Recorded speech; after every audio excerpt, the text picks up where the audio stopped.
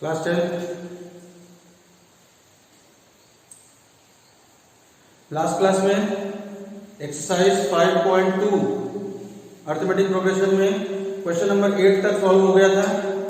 अब आज इस क्लास में हम स्टार्ट करेंगे क्वेश्चन नंबर 9 से। एक्सरसाइज 5.2 का क्वेश्चन नंबर 9।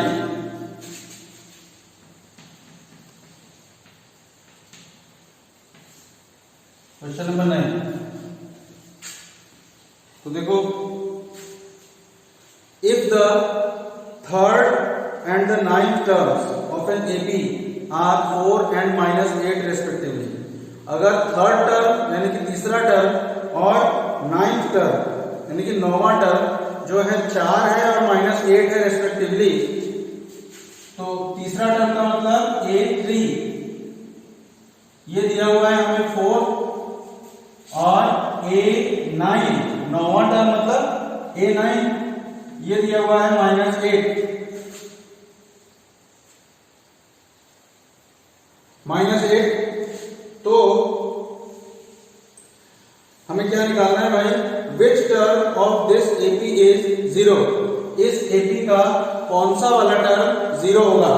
ठीक है, तो सबसे पहले हम उस एपी को ही लिखना पड़ेगा हमें कि ये एपी कौन सा है। ठीक है, तो उस एपी को, किसी भी एपी को लिखने के लिए हमें किस चीज की जरूरत होती है भाई, एक फर्स्ट टर्म ए की जरूरत है और कॉमन डिफरेंस डी की जरूरत है।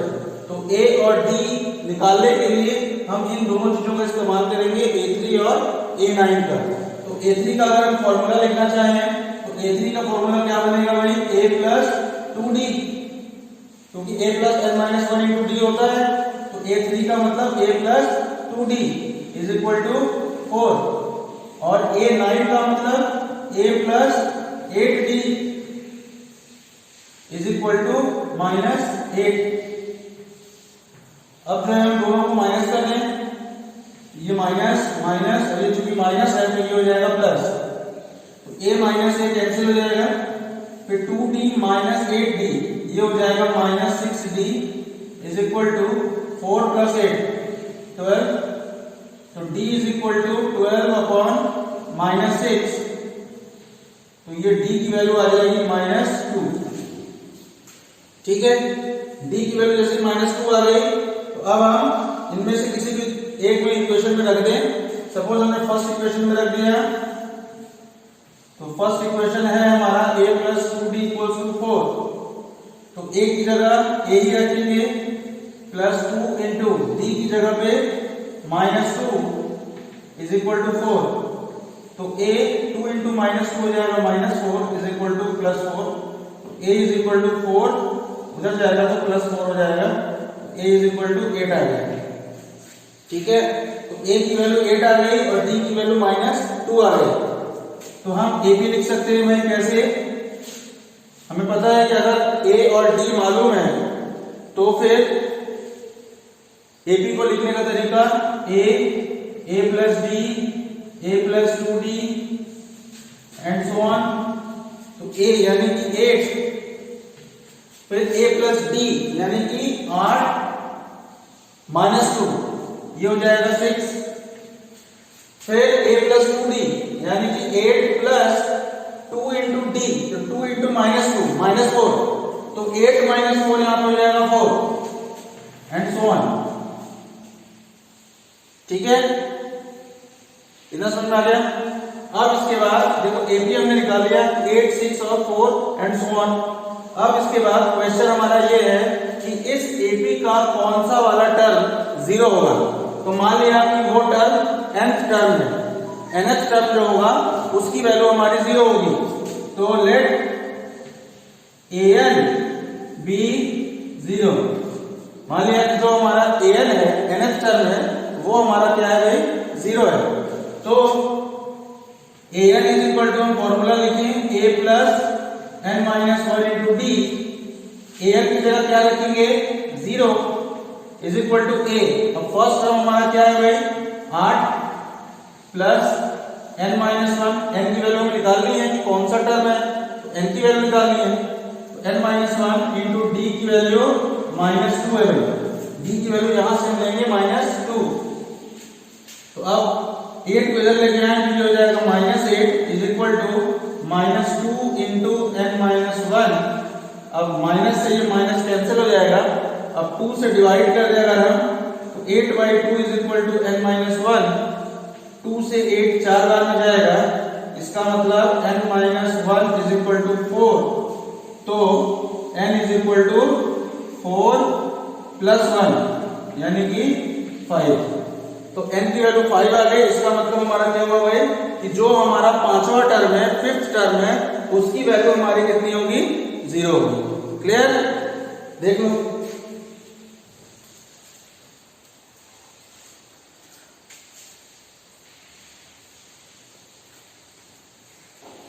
चलो next question number 10।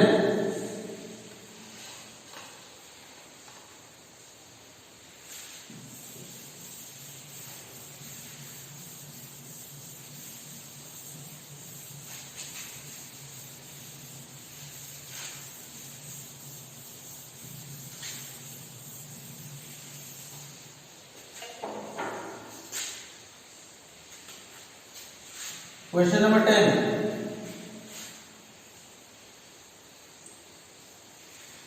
The 17th term of an AP, किसी भी एपी का जो 17वां टर्म है वो एक्सीड्स इट्स 10th टर्म। जो 17वां टर्म है वो 10वें टर्म से 7 ज्यादा है, ऐसा कह रहा है। तो फाइंड द कॉमन डिफरेंस। इसमें कह रहा है भाई कि जो 17th टर्म है यानी कि A17 टर्म को लिखने का तरीका A17 जो है एक्सीड करता है, यानी कि A17 हमारा ज्यादा है। किससे ज्यादा है? 10th टर्म से, यानी कि A10 से। और कितना ज्यादा है? Exceeds the 10th term by 7 यानी कि +7। A17 is equal to A10 + 7। तो आप A17 का अगर हम फॉर्मूला लगा दें, A17 का फॉर्मूला होगा A + 16D। ठीक, A17 की वैल्यू हो जाएगी A + 16D is equal to A10। अब A10 का फॉर्मूला क्या बनेगा? A + 9D और ये +7 जैसे का तैसा यहां लिख देंगे। अब देखो भाई, इस A और A इक्वल के दोनों साइड में है और दोनों का साइन सेम है। तो जब हम एक ही साइड में लेके आएंगे तो एक प्लस दूसरा माइनस हो जाएगा, इस वजह से ए और ए कैंसिल हो जाएगा। अब ये जो 9 × d है इसको हम लेफ्ट साइड में लेके आए तो 16d माइनस हो जाएगा, ये 9 × d इज इक्वल टू 7। तो 16d - 9d हो जाएगा 7d इज इक्वल टू 7। तो d इज इक्वल टू 7/7 यानी कि d इज इक्वल टू आ जाएगा 1 आंसर। ठीक है, तो जो हमारा कॉमन डिफरेंस है वो हमारा 1 हो गया। ठीक,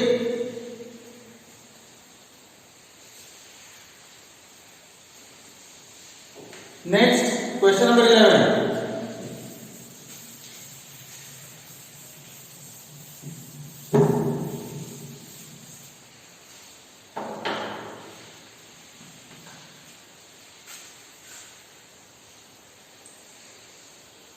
Which term of the AP 3, 15, 27, 39, 3, 15, 27, 39 and so on will be 132 more than its 54th term?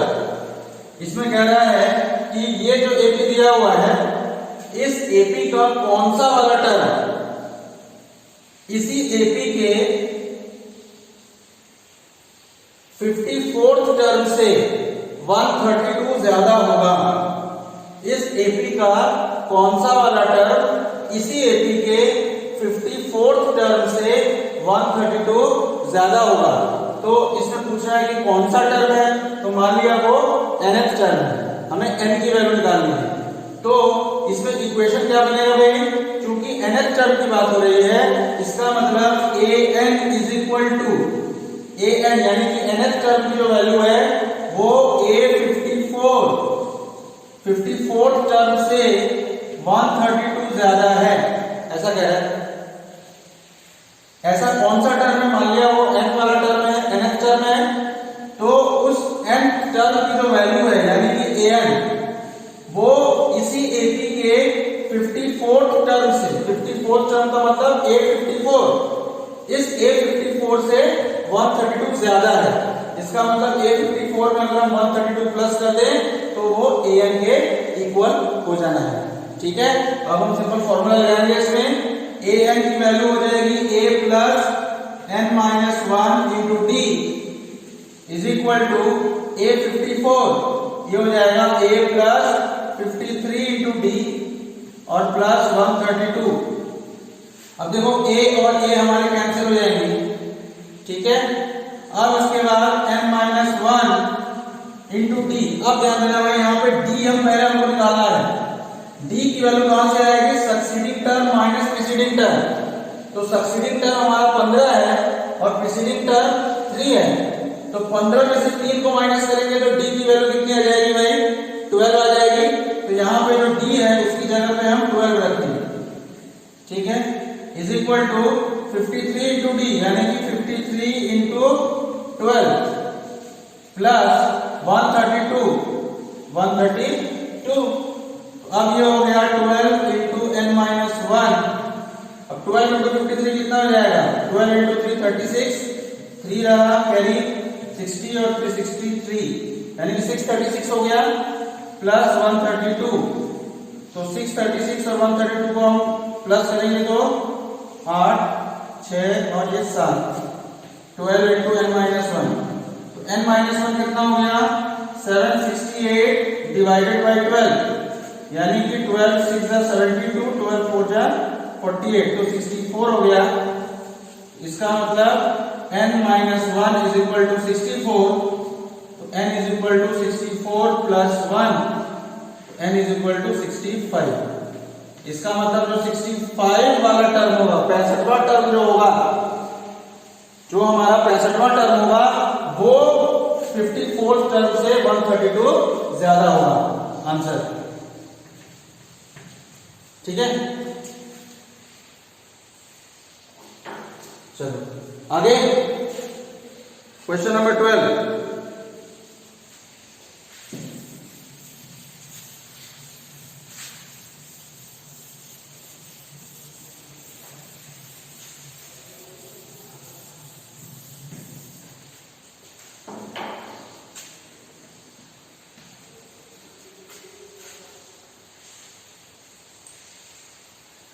अब देखो भाई क्वेश्चन नंबर 12 क्या कह रहा है कि 2 APs, 2 AP है, have the same common difference.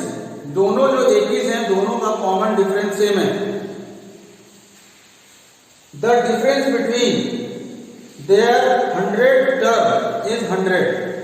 दोनों APs के 100वें टर्म का जो डिफरेंस है, देखो भाई इसमें फर्स्ट AP और सेकेंड AP, 2 AP है। ठीक है, अब दोनों APs के कॉमन डिफरेंस को सेम बता रहा है। मतलब अगर फर्स्ट AP का कॉमन डिफरेंस D है, इसका मतलब सेकेंड AP का भी कॉमन डिफरेंस D ही होगा। क्लियर?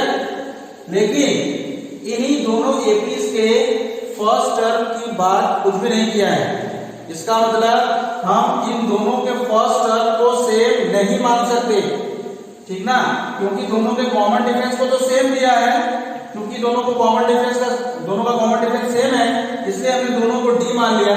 लेकिन चूंकि इसके दोनों के फर्स्ट टर्म के बारे में कुछ भी नहीं कहा है, इसलिए हम दोनों के फर्स्ट टर्म को सपोज A1 इसका नाम ले देते हैं और इसका जो फर्स्ट टर्म है वो कैपिटल A1 नाम ले देते हैं। ठीक है, फर्स्ट AP का जो फर्स्ट टर्म होगा वो सपोज स्मॉल a1 है और सेकंड AP का जो फर्स्ट टर्म होगा वो सपोज कैपिटल A1 है। अब इसमें कह रहा है कि दोनों APs के 100वें टर्म का जो डिफरेंस है, पहले AP का 100वां टर्म माइनस दूसरे AP का 100वां टर्म, और ये इक्वल कितने के दिया है? 100 के दिया है। यानी कि A100 term of first AP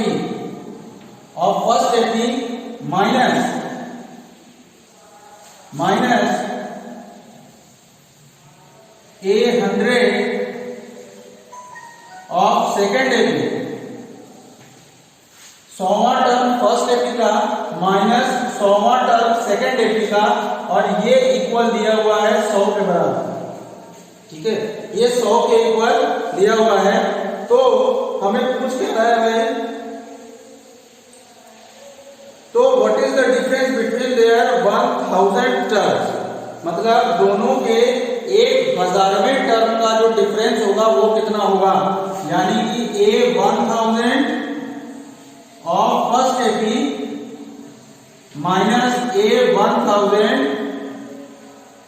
of second AP, ये कितना होगा ये पूछा है। ठीक है, तो देखो इसको कैसे करेंगे। सबसे पहले इस चीज का इस्तेमाल करेंगे,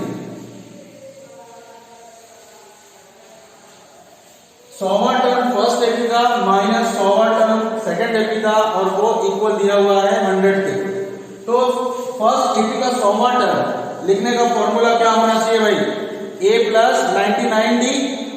अब a प्लस 99d में जो हमारा a है यानी कि फर्स्ट टर्म है वो हमारा a1 होगा, a1 प्लस 99 इंटू d, और ये माइनस ये 100वां टर्म हो गया भाई किसका, फर्स्ट एपी का।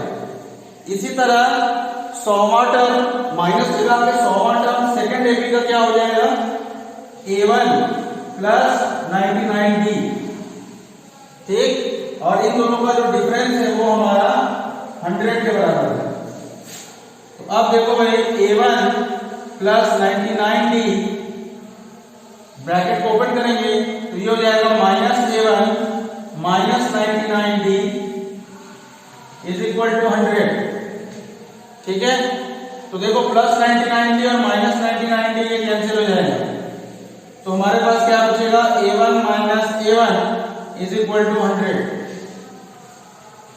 ठीक है, suppose this is equation number 1। मान लिया कि ये हमारा इक्वेशन नंबर 1 है। अब इसका यूज हम बाद में करेंगे। अब कैसे यूज करेंगे, तो देखो हमें चाहिए क्या, 1000 term of first AP minus 1000 term of second AP. तो 1000 टर्म अगर हम फर्स्ट एपी का लिखें तो फॉर्मूला क्या करना चाहिए हमें, a1 प्लस 999d। बोलो भाई, जो 1000वां टर्म होगा फर्स्ट एपी का वो कितना होगा, a1 यानी कि फर्स्ट एपी का फर्स्ट टर्म प्लस 999, जितना निकालना होता है उससे एक कम d होता है हमारा, तो 1000 निकालना है तो 1000 से एक कम 999, ये हो गया माइनस। अब सेकेंड एपी का 1000वां टर्म, उसका फॉर्मूला क्या बनेगा, a1 प्लस 999d। ठीक है, इसकी वैल्यू हम निकालनी है, तो देखो ये इक्वल हो जाएगा a1 प्लस 999d, फिर माइनस वाला ब्रैकेट ओपन कर दें तो हो जाएगा माइनस a1 फिर माइनस 999d। ठीक है, तो अब देखो प्लस 999d और माइनस 999d ये कैंसिल हो जाएगा। जैसे कैंसिल हो जाएगा तो हमारे पास क्या बचेगा, a1 माइनस a1। अब जैसे हमारे पास a1 माइनस a1 बचा तो इसकी वैल्यू हमें पता है, इक्वेशन 1 में देखो a1 माइनस a1 की वैल्यू हमारी 100 है, तो बस a1 माइनस a1 की जगह हम रख दें कितना, 100। तो यही जो 100 है वही हमारा आंसर होगा। क्लियर, देख लो।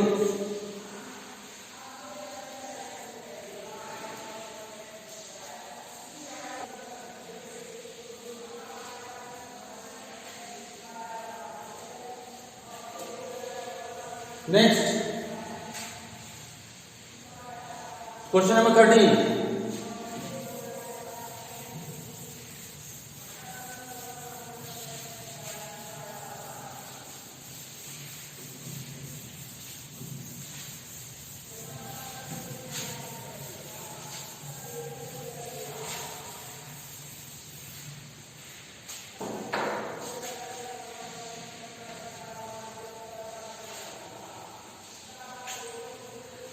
क्वेश्चन नंबर 13 देखो भाई, how many 3 digit numbers are divisible by 7? ऐसे कितने 3 डिजिट नंबर्स हैं जो कि 7 से डिविजिबल हैं? तो देखो भाई, सबसे पहला नंबर 3 डिजिट वाला जो कि 7 से कटता है वो कौन सा नंबर होता है भाई? 105। 105 ही वो पहला नंबर है 3 डिजिट वाला। तो 3 डिजिट तो 100 से शुरू ही होता है भाई, ठीक ना? तो 100 के बाद 105 ही हमारा पहला नंबर है जो कि 7 से डिविजिबल होता है। तो फर्स्ट टर्म हमारा 105 हो जाएगा। फिर नेक्स्ट टर्म इसी 105 में हम 7 को प्लस कर देंगे तो 112 हो जाएगा। फिर 7 प्लस कर देंगे तो 119 हो जाएगा। और इसी तरह जो हमारा लास्ट टर्म होगा, जो 3 डिजिट का लास्ट टर्म होगा वो कितना होगा भाई? 994। ठीक है, जो 3 डिजिट का लास्ट नंबर होगा वो जो 7 से कटेगा वो होगा 994। आप चेक कर सकते हैं, ठीक है? तो अब हमें इसमें बोल रहा है कि ये देखो एक AB बन गया क्योंकि सब में 7-7 का डिफरेंस है। और कह रहा है कि इसमें कितने नंबर ऑफ टर्म्स हैं, यानी कि n की वैल्यू पूछा है, ठीक है? तो इसमें देखो a इज इक्वल टू कितना हो जाएगा? 105। d इज इक्वल टू कैसे निकालेंगे भाई? 112 माइनस 105 यानी कि 7। अब इसमें जो लास्ट टर्म है वो हमारा कितना है भाई? 994। तो हमने बताया था कि लास्ट टर्म को किससे डिनोट करते हैं? an से। an इज इक्वल टू 994 और हमें इसी n की वैल्यू निकालनी है। n की वैल्यू निकालनी है, ठीक है? तो देखो an का फॉर्मूला लगाएं, a plus n minus 1 into D. an की वैल्यू है 994 इज इक्वल टू a की जगह पे 105 plus n minus 1 into D की जगह पे 7। अब ये 105 को लेफ्ट साइड में लेके आएंगे तो माइनस हो जाएगा। 994 minus 105 is equal to 7 into n minus 1। अब ये हो जाएगा कितना भाई? 889, ठीक ना? Is equal to 7 into n minus 1। अब नेक्स्ट स्टेप में हम क्या करेंगे? n minus 1 is equal to 889 divided by 7 हो जाएगा। 7 से डिवाइड कर देंगे तो 7 से 889 कितनी बार में डिवाइड होगा भाई? 7 में 7 18 7 टू 14 49 7 7 49। तो इसका मतलब n minus 1 is equal to 127। तो n is equal to 127 plus 1, it means n is equal to 128।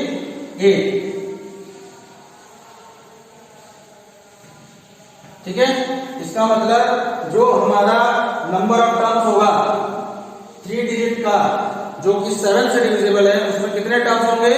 128 terms होंगे। ठीक है, चलो आगे क्वेश्चन नंबर 14।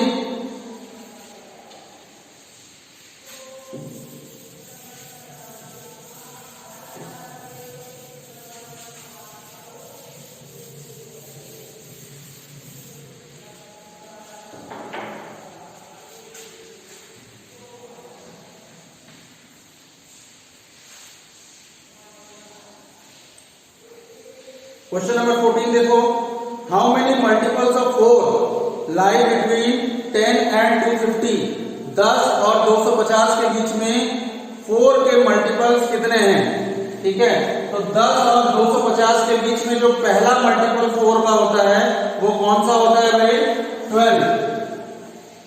10 के बाद पहला नंबर जो 4 का मल्टीपल होता है वो हमारा 12 होता है। नेक्स्ट हो जाएगा 16, फिर 20 और लास्ट में 250 के जस्ट पहले ऐसा कौन सा नंबर है जो कि 4 से हमारा 4 का मल्टीपल होता है? तो देखो भाई 248। ठीक है, 248 जो है वो हमारा 4 का मल्टीपल होगा, आखिरी 250 के पहले। ठीक, तो इसमें भी हमें सेम क्वेश्चन है कि हमें इसमें नंबर ऑफ टर्म्स फाइंड करना है। तो देखो इसमें a की वैल्यू गिवन है 12, d जो है हमारा सक्सीडिंग माइनस प्रीसीडिंग यानी कि 16 माइनस 12 यानी कि 4 आ गया।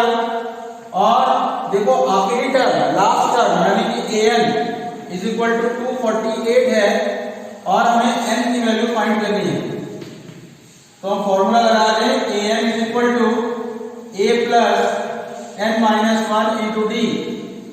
तो an की जगह 248 इज इक्वल टू a की जगह 12 plus n minus 1 into D की जगह पे 4। तो 12 इधर लेके आएंगे तो 248 minus 12 is equal to 4 into n minus 1।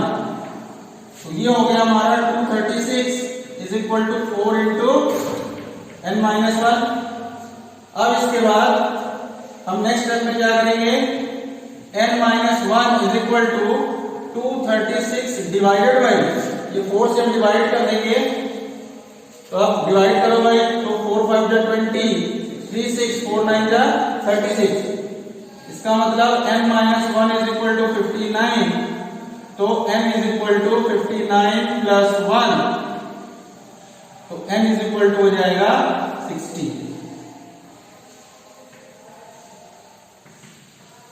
Clear? तो देखो भाई आज क्लास में इतना ही रखेंगे हम। क्वेश्चन नंबर 14 तक हुआ है, अब इसके आगे का हम कल करेंगे। ठीक है, तो समझ में आ रहा होगा, समझ में नहीं भी आ रहा होगा तो जब वीडियो अपलोड करेंगे तो उसको बार बार देख लेना, समझ में आ जाएगा। ठीक है, चलो ऑफ करो भाई।